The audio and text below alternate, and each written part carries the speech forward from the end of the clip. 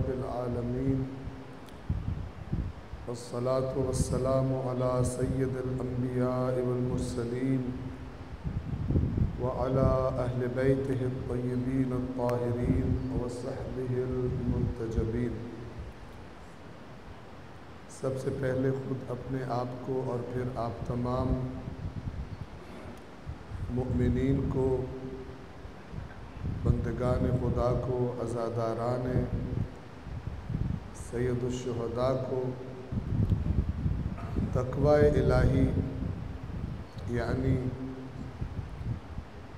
اپنے تمام معاملات میں، اپنی باتوں میں، اپنے عمل میں، اپنے فیصلوں میں اللہ تبارک و تعالی کی رضا اور ناراضگی کا لحاظ رکھنے کی یہی تقوی ہے، تاکید اور نصیحت کرتا ہوں۔ توجہ فرمائیے گا، تقوی دین اسلام کی تعلیمات میں بنیادی ترین اہمیت کا حامل ہے۔ کیوں؟ ایک دو چیزوں کی طرف اشارہ کر دوں۔ ہم لوگ جو بھی نیک عمل کرتے ہیں وہ اس وقت تک اللہ کی بارگاہ میں قبولیت کا شرف حاصل نہیں کر سکتا جب تک اس عمل کی بنیاد تقوی پر نہ ہو۔ کیا مطلب؟ یعنی جو میں عمل اس وقت کر رہا ہوں وہ بڑا اچھا ہے، لیکن اس عمل کو انجام دینے کے لیے اس سے پہلے جو کام میں نے انجام دیے ہیں ان میں اللہ کی نافرمانی کی ہوئی ہے، یہ عمل قبول نہیں ہوگا۔ سادی سی مثال، ایک انسان مال غلط راستے سے حاصل کرے اور پھر اس مال میں سے کچھ حصہ یا سارا کا سارا وہ مال وہ کسی ایسے کام میں لگانے کا ارادہ کرے جس کام سے اللہ راضی ہوتا ہے، لیکن کیونکہ وہ مال اس نے حلال راستے سے حاصل نہیں کیا تو اس کام کا، اس مال سے کیے گئے کام کا اسے کوئی اجر اور کوئی ثواب نہیں ملے گا۔ اس کے برعکس جرم کیا اس نے ایسا مال استعمال کیا ہے جو اس کا نہیں تھا، اور اللہ نے اس مال کو استعمال کا حق بھی اسے نہیں دیا تھا، اس نے اپنے حق سے تجاوز کیا۔ کیوں؟ ایسے ہی ہے جیسے ایک انسان دوسرے کی جیب کاٹ لے اور پھر ان پیسوں میں سے صدقہ دے دے۔ جب انسان کسی دوسرے کی جیب کاٹتا ہے اس مال کا وہ مالک نہیں بنتا اللہ کے ہاں، چاہے خود کو سمجھ لے اور شیطان بھی تھپکی دے دے آج خوب کمائی کی ہے، بلکہ اگر اس چوری کے والیٹ میں سے غیر متوقع طور پر بہت زیادہ پیسے نکل آئے، وہ اپنے آپ کو خوش قسمت سمجھتا ہے، یار آج تو قسمت نے ساتھ دیا، اللہ کی لعنت سے نہیں ڈر رہا، پیسہ زیادہ ملنے کی وجہ سے کہہ رہا ہے اللہ نے آج میری قسمت نے میرا ساتھ دیا۔ تو اگر کسی کام پر اجر اور ثواب لینا چاہتے ہیں مال خرچ کر کے، تو ضروری ہے کہ وہ مال ہمارے پاس حلال راستوں سے آیا ہو۔ حرام راستے سے کمائے گئے مال کے خرچ کا کوئی اجر اور کوئی ثواب نہیں ملتا۔ یہ بات مجھے کہاں سے پتہ چلی؟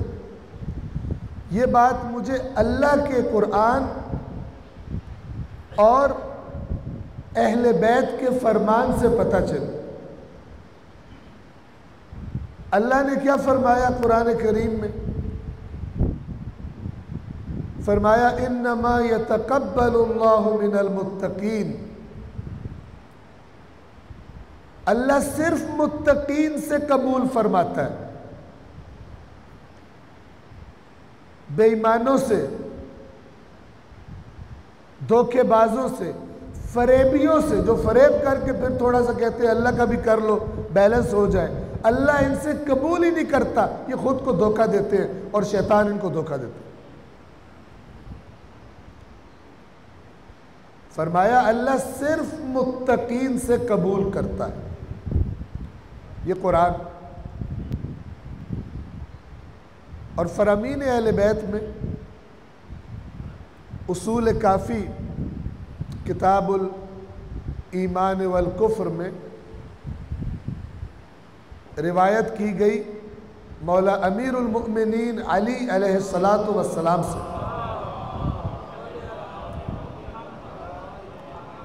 کیا روایت ہے؟ توجہ فرمائیں، بہت خوبصورت ہے، توجہ سے سنیے گا۔ روایت کے مطابق مولا فرماتے کیف یقل عمل مع تقوی، لا یقل عمل مع تقوی، تقوی کے ساتھ کیا گیا عمل قلیل، تھوڑا نہیں ہوتا، چاہے دیکھنے والوں کو تھوڑا لگ رہا ہو۔ لا یقل، قلیل نہیں ہوتا، عمل، کوئی بھی عمل، کب؟ مع تقوی، جب وہ تقوی کے ساتھ۔ پھر مولا اس کی اپنی بات کی وضاحت فرماتے، کیوں میں کہہ رہا ہوں کہ جب عمل تقوی کے ساتھ ہو تو پھر چاہے وہ تھوڑا ہی کیوں نہ لگ رہا ہو تمہیں دیکھنے میں، پھر وہ تھوڑا نہیں ہوتا۔ دلیل کیا دی؟ وہی قرآن کی بات ہوئی، فرمایا وَكَيْفَ يَقِلُّ مَا يُتَقَبَّلُ، بھلا وہ عمل کیوں کر قلیل رہے گا جو اللہ کی بارگاہ میں قبول کر لیا جائے۔ اگر اللہ قبول کر لے تو پھر اتنا عطا کرتا ہے وہ اجر و ثواب کہ جو بظاہر تھوڑا لگ رہا تھا، اگر اس کا قبولیت کے بعد اجر دیکھا جائے پھر وہ تھوڑا عمل میں تھوڑا، لیکن شرط کیا ہے قبولیت کی؟ تقوی۔ لیکن اگر تقوی نہ ہو، صاحب کے ذرائع آمدنی حرام کے اور چیریٹی میں بڑی بڑی ڈونیشن دے رہے، ماہ رمضان میں جناب بڑی بڑی افطاریاں کروا رہے، محرم میں بڑی بڑی دیگیں پکوا رہے، بڑے خرچے کر رہے ہیں مولانا حضرات پر، مثال کے طور پر بڑے اشرے کروا رہے، اصلاً اللہ کی بارگاہ میں قبول ہی نہیں ہے۔ قرآن کریم میں بھی اور فرامین اہل بیت اطہار میں بھی اس بات کو واضح کیا گیا، اس لیے کہ اللہ کو کوئی محتاجی نہیں ہے کہ جیسے بھی تم کر دو، اللہ کا کام ہو تو اس کی کوئی ضرورت ہے کہ وہ حتماً قبول کر لے گا۔ جیسے ہم اگر گھر میں دودھ کی ضرورت ہو، بازار میں جائیں، خالص نہ مل رہا ہو، مجبوراً کہتے ہیں اب کیا کریں، ملاوٹ والا ہی لے لو۔ ہم مجبور ہو جاتے ہیں کیونکہ ہم محتاج ہیں، لیکن اللہ کسی ملاوٹ والی چیز کو لینے پر، قبول کرنے پر مجبور نہیں ہے۔ وہ وہی قبول کرتا ہے جو اس کے شایان شان ہوتی ہے، جو اس کے معیار کے مطابق ہوتی ہے، اور اس کا معیار تقوی ہے۔ صلوات پڑھیں محمد والے۔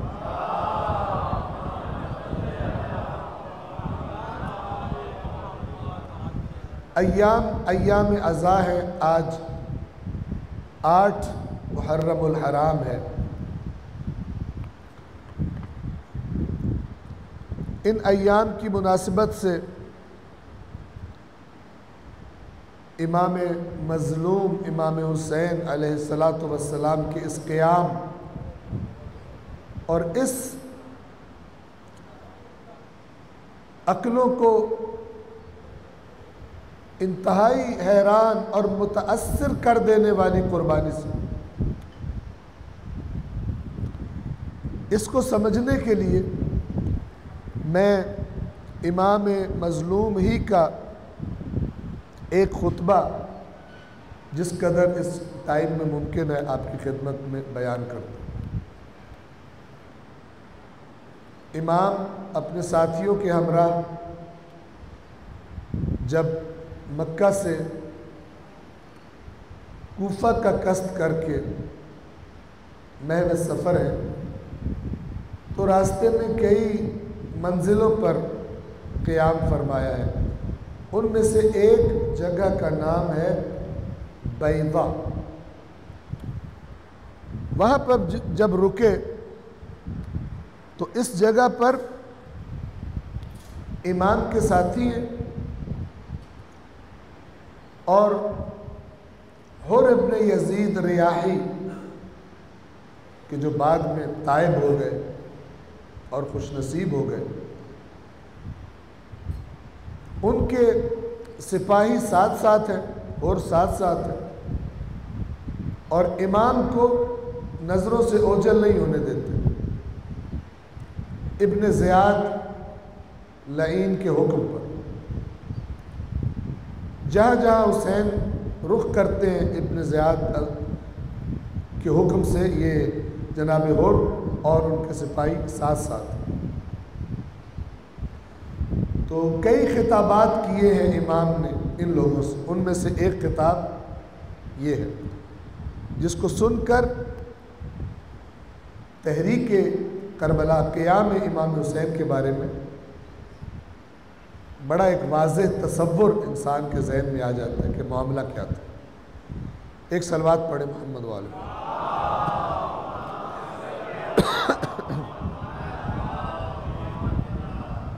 اس مقام پر، بیضا کے مقام پر امام نے اس طرح سے فرمایا: ایھا الناس، اے لوگو، ان رسول اللہ صلی اللہ علیہ وآلہ وسلم قال، بے شک اللہ کے رسول نے فرمایا ہے۔ اب ان لوگوں کو اسی رسول کی بات یاد دلا رہے ہیں جس کا کلمہ پڑھتے ہیں، اور یاد دلانے والا کون ہے؟ جوانان جنت کا سردار، نبی کی آنکھوں کی ٹھنڈک، جس نے جاگنا ہو اس کے جاگنے کے لیے کافی ہوتا ہے، غفلت سے نکلنا ہو تو کافی ہوتا ہے۔ اللہ کے نبی نے فرمایا ہے: من رآ سلطانا جائرا، جو بھی دیکھے کسی جائر حکمران کو، سلطان تسلط سے، قدرت سے مراد حکمران، جائر جو آپ سنتے رہتے ہیں ظلم و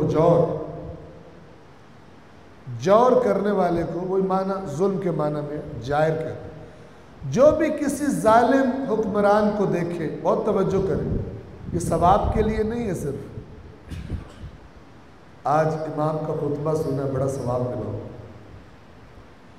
ائمہ کے خطبے ہدایت کے لیے، اور سننے کے ثواب بھی اصل میں تب ملتے ہیں جب سننے کے بعد پھر انسان کی زندگی کا رخ بھی متاثر ہو اس رہنمائی سے جو امام نے کی۔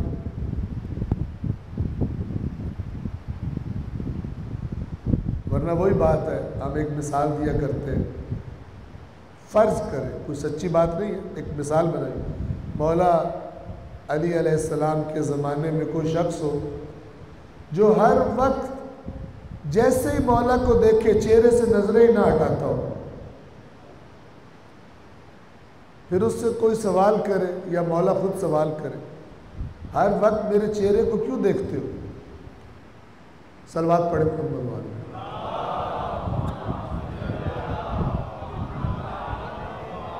مولا اس سے پوچھے: ہر وقت میرے چہرے کو دیکھتے ہو کیوں؟ جواب دے مولا اللہ کے نبی نے فرمایا آپ کے چہرے کو دیکھنا تو عبادت کرتا ہے۔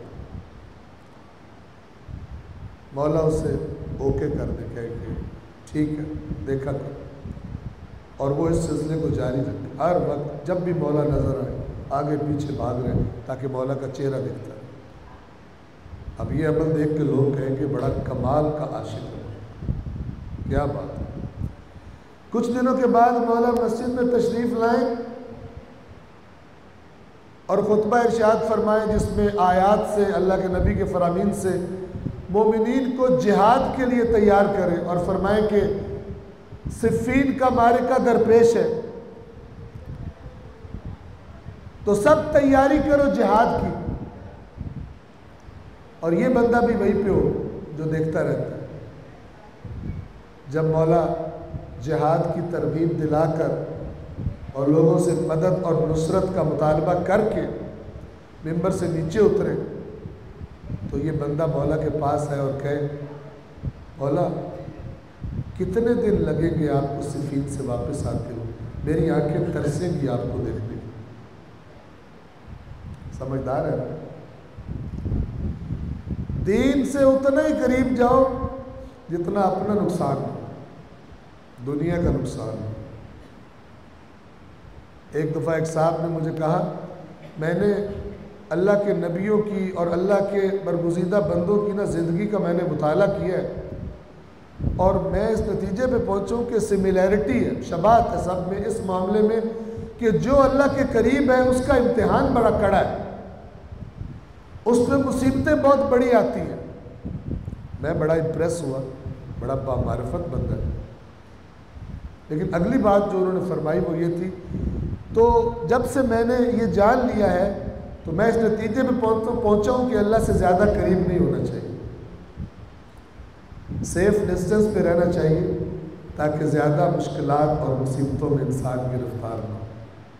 ایسے انٹیلیجنٹ لوگ بڑے ہوتے ہیں۔ جہاں تک اپنا نقصان نہیں ہے اتنا اچھلیں گے لگے گا اس سے بڑا دین کا ٹھیکیدار اور محب ہے ہی کوئی نہیں، اور جہاں کہیں اپنی دنیا خطرے میں ہے سب سے پہلے یہ غائب ہوگا، سب سے پہلے یہ چھٹی کی اپلیکیشن دے گا۔ تو مولا سے کہے مولا آنکھیں میری ترسیں گی آپ کے چہرے کے دیدار کے لیے، واپس کب آئیں؟ مولا پوچھے کیوں بیمار ہو؟ کہنے بالکل ٹھیک ہوں مولا، صحت کا بڑا خیال رکھتا ہوں۔ کیوں نہیں جا رہے؟ مولا بس دل نہیں کر رہا، ڈر لگتا ہے جنگ سے، آپ کو دیکھ کے گزارا کروں، آپ کے ساتھ نہیں جاؤں۔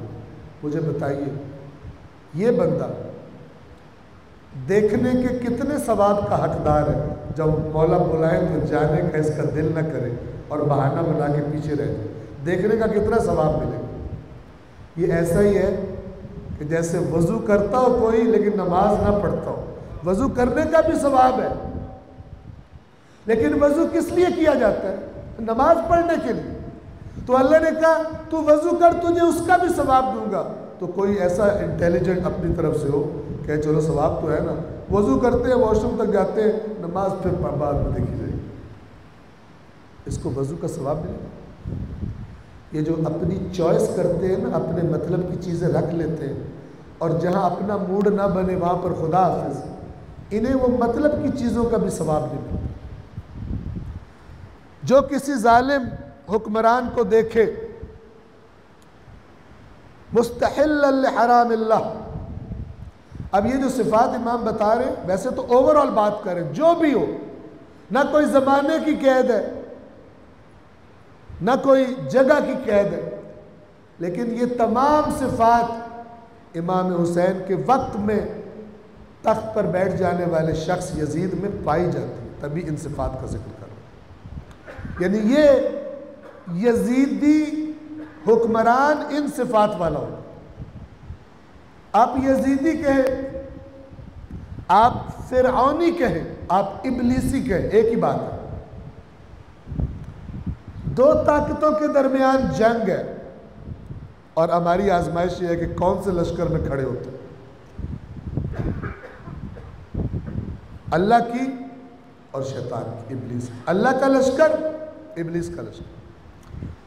جو اللہ کے حرام کو حلال کر لیا ہو جس نے، ناقصاً عہدہ، اپنے عہد کو توڑ دیا ہو، مخالفا لسنت رسول اللہ، اللہ کے رسول کی سنت کا، ان کے طریقوں کی مخالفت کرتا ہوں۔ تعمل فی عباد اللہ بالاثم والعدوان، اور اللہ کے بندوں میں ظلم اور تجاوز کی روش اختیار کی ہوئی ہو، جو اس کا دل کرے بدماشی کرے، جس کو دل کرے پکڑ لے، اٹھا لے، جھوٹے اس پر الزام لگا کے جیلوں میں رکھے، مثال کے طور پر ٹیکٹکس یہی ہوتی ہے۔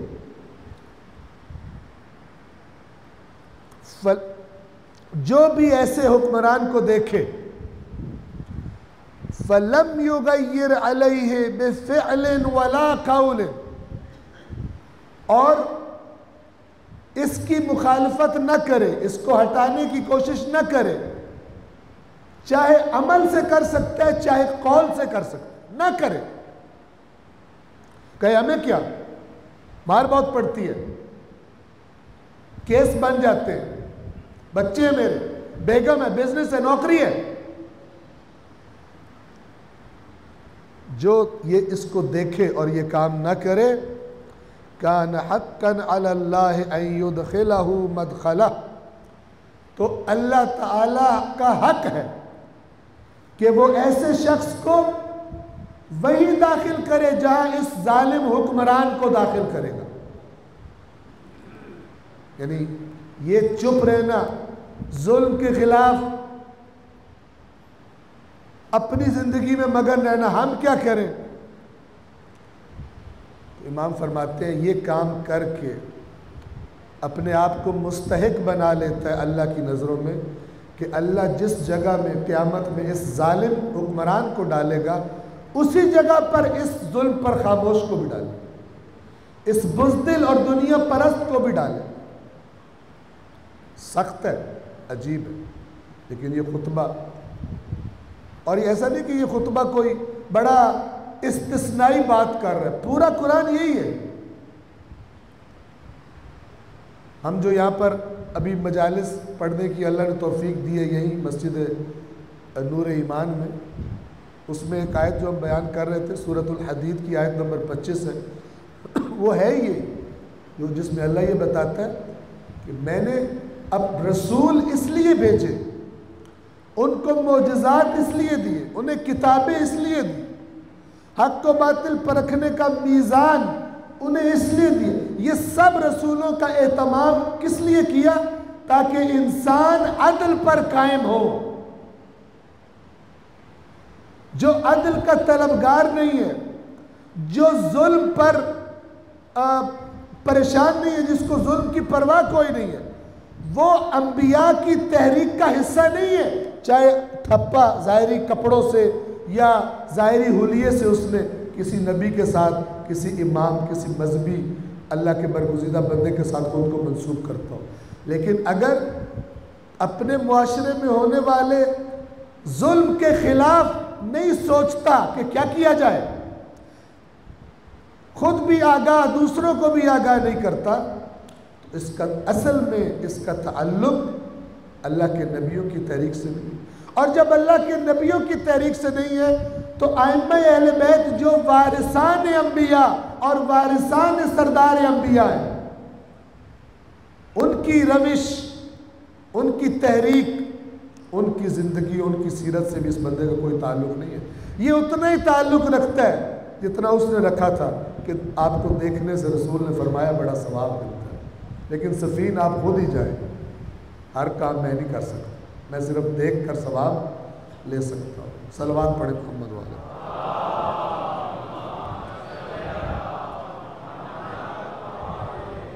بہرحال خطبہ اس کے بعد بھی ہے، طولانی ہے، لیکن ہمارے پاس وقت قلیل ہے۔ اصل اور جو بنیادی بات ہے اس خطبے میں وہ یہی ہے کہ جو آپ کی خدمت میں عرض کر دی، یہ معیار بتا کر پھر آگے امام فرماتے ہیں کہ یہ جن کے حکم پر تم آئے ہو مجھے گرفتار کرنے کے لیے، یہ یہی لوگ جن کے اندر یہ صفات پائی جاتی ہیں۔ اور میں کون ہوں؟ میں تمہارے رسول کا نواسہ ہوں، میں حسین ابن علی ہوں، میں حسین ابن فاطمہ الزہرا ہوں، میرا ساتھ دو، اور اگر تم نے جو مجھ سے وعدے کیے، مجھے خط لکھے، وہ توڑ دو تو میں پہلا نہیں ہوں جس کے ساتھ تم یہ کرو گے۔ مجھ سے پہلے میرے بابا علی کے ساتھ بھی یہ کر چکے ہو، مجھ سے پہلے میرے بھائی حسن کے ساتھ بھی تم لوگ یہ کام کر چکے ہو، میرے ساتھ کرو گے تو کوئی نئی بات نہیں کرو گے۔ پروردگار عالم آیات قرآن میں اور فرامین اہل بیت اطہار میں اور خاص طور پر ان ایام عزا میں سید الشہداء امام حسین کے خطبات، ان کے فرامین میں غور و فکر کرنے کی اور جو رخ زندگی کا وہاں سے ملتا ہے، اپنی زندگیوں کے رخ اس طرف کرنے کی اللہ تعالی ہم سب کو توفیق عطا فرمائے۔ بسم اللہ الرحمن الرحیم والعصر ان الانسان لفی خسر الا الذین آمنوا وعملوا الصالحات وتواصوا بالحق وتواصوا بالصبر۔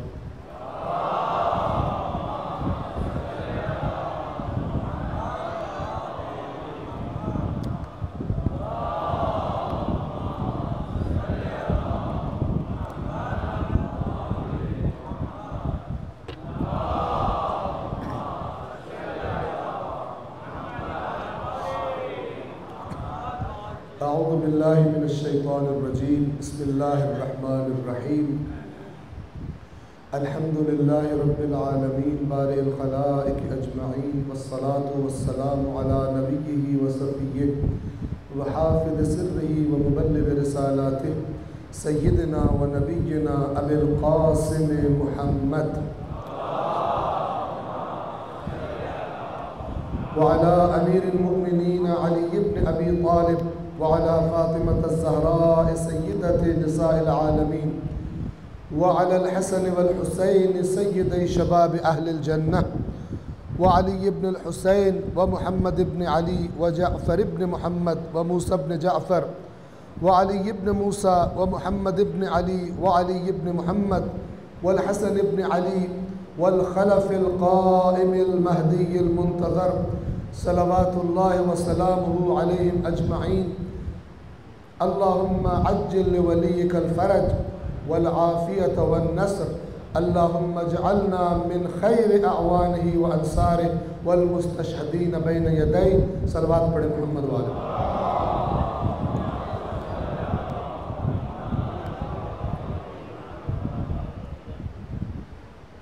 دوسرے خطبے کی ابتدا میں ایک بار پھر تکرار کرتا ہوں خود اپنے آپ کو، اور اس کے بعد آپ تمام نمازیوں کو، مومنوں کو، عزاداروں کو، تمام معاملات میں، بالخصوص ان ایام عزا میں، بالخصوص تقوی الہی مجالس میں آتے جاتے ہوئے، جلوس ہائے عزا میں جو بھی کر رہے ہیں، تمام معاملات میں تقوی الہی کا لحاظ رکھنے کی تاکید اور نصیحت آپ کی خدمت میں عرض کرتا ہوں۔ تقوی یعنی میں جو بھی کر رہا ہوں اور جو بھی بول رہا ہوں، میری آنکھوں کی حرکت، میرے کان کیا سن رہے ہیں، میری زبان کیا کہنے لگی ہے، میرا قدم کہاں اٹھنے لگا، میرا خالق ان تمام چیزوں سے واقف ہے۔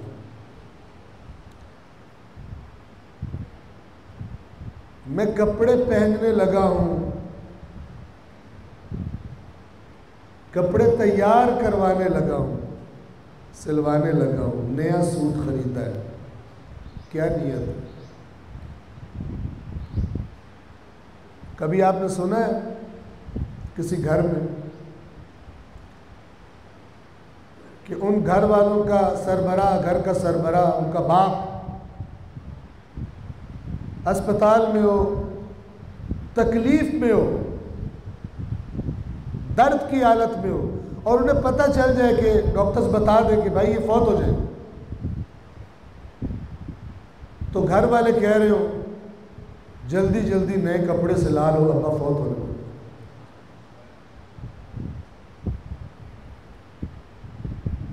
لوگ آئیں گے، ہمارا ڈریس نیا ہونا چاہیے، اور جناب ابا کی فوتگی کی تیاری میں شاپنگ کے پلان بن رہے ہیں الگ سے. ہوتا ہے ایسا؟ نہیں ہوتا. تو دنیا کے ہر باپ سے بڑا امام حسین، دنیا کے ہر غم سے بڑا امام حسین کا غم ہے. متوجہ کروانے کے لیے کہہ رہا ہوں، انشاءاللہ کوئی بھی ایسا نہیں کرتا، لیکن ہم نے دیکھا ہے اپنی آنکھوں سے محرم کے ایام سے پہلے بعض کپڑے بیچنے والے برانڈ محرم کے کپڑوں کے ڈیزائن کے اشتہار دیتے. کس نے خریدنے ہیں یہ؟ کیا توقع ہوتی؟ کون خریدے گا؟ عزاداری کے مخالف یا عزادار؟ کون خریدے گا؟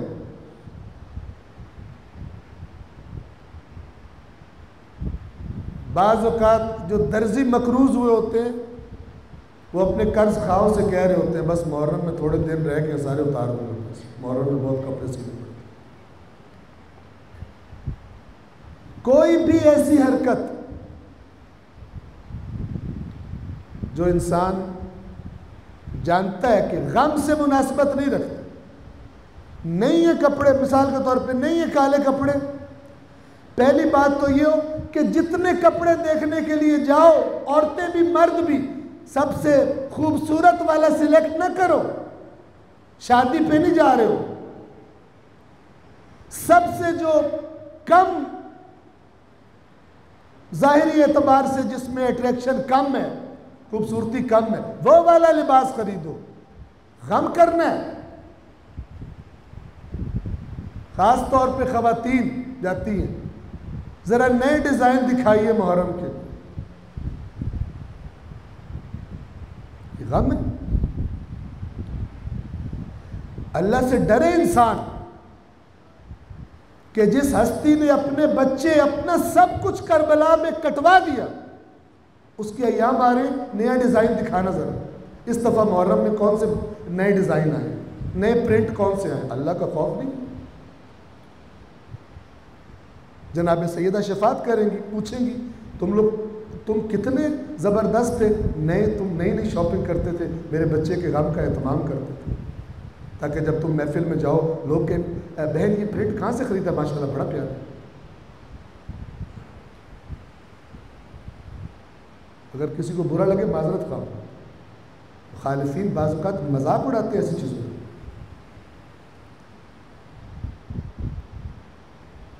محرم میں انسان کوشش کرے جتنا ہو سکتا ہے ایسے فیل کرے میرے گھر میں سب ہوا ہے، میرے سارے مارے گئے. سوچے گا کپڑے نئے پہننے کی؟ سوچے گا یہ؟ اگر تو بہت پرانا محرم کا مثال کے طور پہ کپڑا ہو گیا، مثال دے رہا ہوں آپ کو، تو کیا کریں؟ پہلے خرید لے محرم سے پہلے، اسے پہلے 3 4 5 دفعہ پہن لے، پرانا کر لے، محرم پھر وہ پہن. نہ کہ محرم کے لیے برانڈ نیو سوٹ بنا کے اور پتہ نہیں کیا کر کے تو پھر محرم سے پہلے نائی کے پاس جا رہے سیٹنگ کر دو، محرم آ رہا ہے صاحب، لوگوں نے دیکھنا. بھی بعض افراد، میں اب اس سے زیادہ آگے نہیں بڑھتا، وہ عزاداری کر رہے ہوتے، لگ رہا ہوتا ماڈلنگ کر رہے ہیں، رنگ برنگے دھاگے ہاتھوں پہ پہنے ہوتے ہیں، چینیں پہنی ہوتی ہیں، فلان کے، ایسا لگتا ہے ماڈل آ رہا. ہم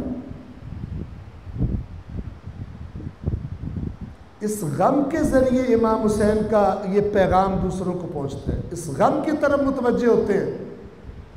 نئے کپڑوں سے نہیں پہنچتا یہ پیغام، نہ چینوں سے اور رنگ برنگے دھاگے پہننے سے، اور نہ ایکشن بنا کے فوٹوز کھنچوانے سے اور ویڈیوز بنوانے سے. وہ اپنی شو ہوتی ہے، نہ امام حسین کا غم. امام حسین کا پیغام پہنچانا چاہتے ہیں ہم دوسروں تک قضا کے ذریعے. اس کا کیا طریقہ ہے؟ حالت ایسی ہو کہ لوگ دیکھیں تو ان کو لگے کوئی بڑا مسئلہ ہو گیا. ایسا ہونا چاہیے. 10 دن ایسے گزارے. جو حقیقت میں خود کو عزادار، امام حسین سے بھی خود کو اپنا عزادار کہلوانا چاہتا ہے، تو پھر وہ کیا کرے؟ وہ خود کو ان 10 ایام میں، بلکہ جتنے بھی اب تو 8 ربیع الاول تک مجالس کے سلسلے چلتے رہتے ہیں، خمسے ہوتے ہیں الحمدللہ۔